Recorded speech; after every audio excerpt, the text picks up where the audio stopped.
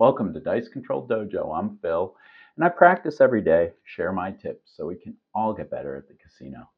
Join me today. We're talking about the backswing. We're going to go over our backswing and making sure I tweak it to what I want to do for a 12 and 14 foot table. We don't know where we're going to be when we're 25 days away. We have a bunch of different casinos we go to. They're 14, 16 foot.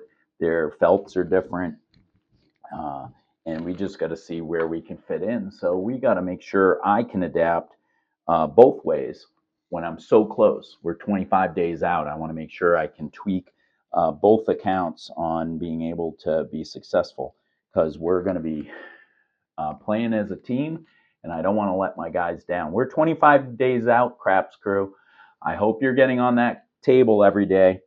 This is 5:30 in the morning right now, and I've already warmed up. I've already done a few throws, and I'm talking to you today about the backswing. So when you're doing your 1 hour practice, the backswing, after you do the turn like this, and I'm at a 45-degree angle, I have a nice light grip, right?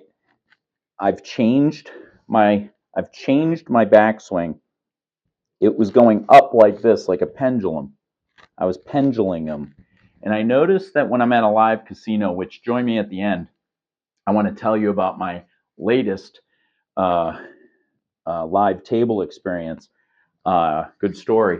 So I want to be able to come in and be able to adapt to a 12 and 14 foot table. And the backswing is all you need to do.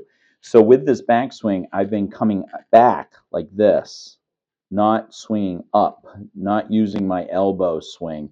It's been using my large muscle, my shoulder, to push back.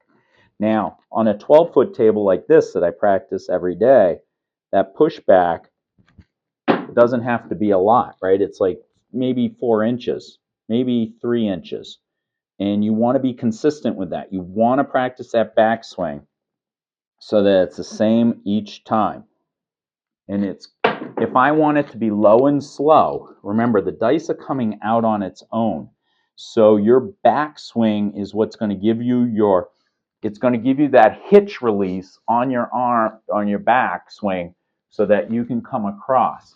If you start down here and you don't release like that, you have a little hitch in your arm, and sometimes you're going to get your wrist in there, which is a nightmare. You don't want your wrist involved. You don't want your small muscles to be involved at all. So that's why you grip it very lightly, and you just let that arm hang nice and even down there, right?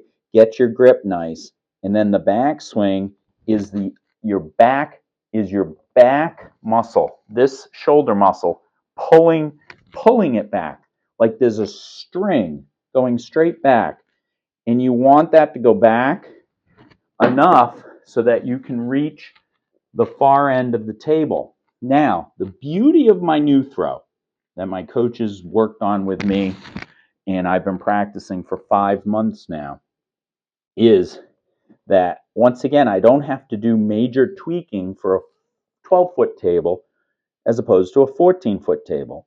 I just need to go back a little bit more. So if it was a 14, 16-foot table, my adaptation to that would be to just go back a couple more inches to release. So once again, when you start a new live casino throw, my first throw is always to try and dead cat, which means I want to try and hit this back wall right here. I want them both to land right in that corner. That gives my muscle memory an idea of how hard I need to backswing in order for me to release. Now, say I missed it. Say it was a 14-foot table and I came short. Then my second one, instead of trying to find a landing zone, I want to get that dead cat down. So my next throw would be trying to hit that back corner of the back wall. Say I missed it again. I'm not going to move forward. I'm going to 5 count myself, but I'm still going to try and get this table down. Usually I'm doing this at 14-foot tables because this is a 12-foot. I am 8.5 feet away, and I know at a 12-foot I'm going to be maybe 9.5 feet away.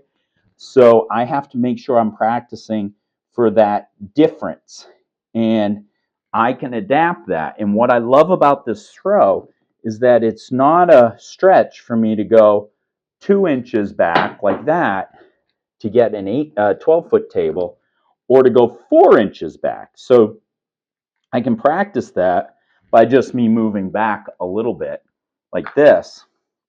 That way when I'm throwing, I can make sure I'm throwing it far enough on the 14-foot table. So just because I'm in SR1 doesn't mean you can't practice SR2 and SR3.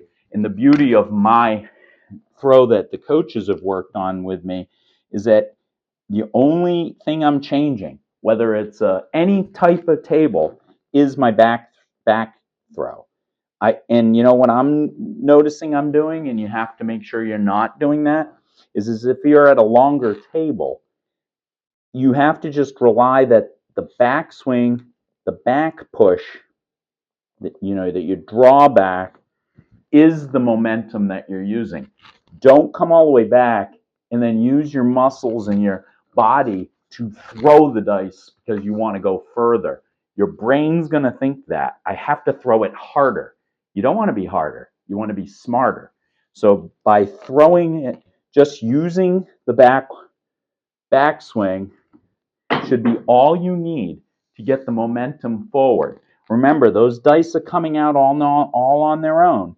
It's not going to be you throwing them like that, right? It's going to be letting them come out of your hand through centrifugal force.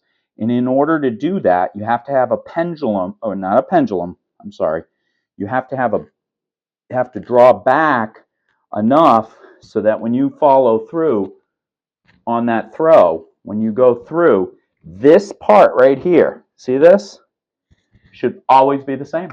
It should never be moving. It's the backswing, whether it goes back 2 or 3 inches or you're going back 4 or 5 inches, that allows you to throw it the distance you want.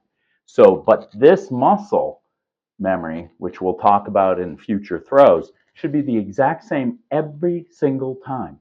That eliminates that one thing from you. Once again, we're trying to eliminate all the differences that can be caused by a throw. And I love this throw because my 45-degree angle, my nice light grip, making sure I grip it the same way each time, making sure my fingers are aligned, my 45-degree angle so the points are looking right up at me. I'm able to do a nice drawback, like the dice are being pulled back like this. That gives this muscle memory ready to go, and I can release, and then the dice come out of my hands. So this is how we do it in order to go from a 12 to a 14-foot table. So you're trying to not lunge it as much as you're just trying to get that momentum of your major muscle group to come across. After you've done the 5 count and you find your landing zone in that, then you're set. Now your backswing should be the exact same each and every time. Each and every time. And you got to practice that. You can't just go in thinking that you're going to do stuff, because if you watch yourself on video at a casino, you're going to see you throw a lot differently with all the live people around than you do when you're at home throwing by yourself each and every day. So you got to get out there and throw live. Let me tell you my live story at the end here. I am in another area of work, and I see another casino I haven't been in a long time. It actually changed hands, and I had to get a new player's card, but I go up to it just trying to see, and we had a 14-foot table, so I knew I had to adapt my throw. So that was fine, but guess what? It was a $10 table. What is going on? We're starting to find fives, $10 tables. I got to be honest with you. You gotta think I haven't been on a $10 table forever. So I got on a $10 table, and I'm forgetting how to bet that the sixes are $12. I'm used to $15 with an $18 on the 6-8. My math had to change, and like I had to go in with what is my betting strategy? How much am I going to invest? What am I going to do? I, I threw I did pretty well. I had a couple throws in there. It was a pretty full table, so I didn't get to throw very much. I made like $25. I'm not mad at that. I didn't bet a lot, but for a $10 table, it was funny because I forgot how to bet a $10 table. So that just goes to show that when you show up at a casino, things are different and you got to adapt. So before you get right up on that table, what is your plan? What with a $10 table? What's my comeback? What's my place bets look like? Am I gonna put something on the horn? I know we don't talk betting strategy, but what I'm trying to tell you is have a plan going in and stick to that plan and make sure you understand the math for $5 tables, $10 tables, $15 tables, $25 tables. You got to know that going in so you're not getting screwed with the casino. So um, I'm impressed. Now I've been seeing a $5 table, I've seen a $10 table. Now you gotta just hope that my local casino goes to at least a $15 table, and maybe that'll happen. So I'm gonna go check that out. So we don't talk about betting strategies, but I know that if you start practicing the way I practice each and every day, I guarantee you're gonna throw for a long, long time.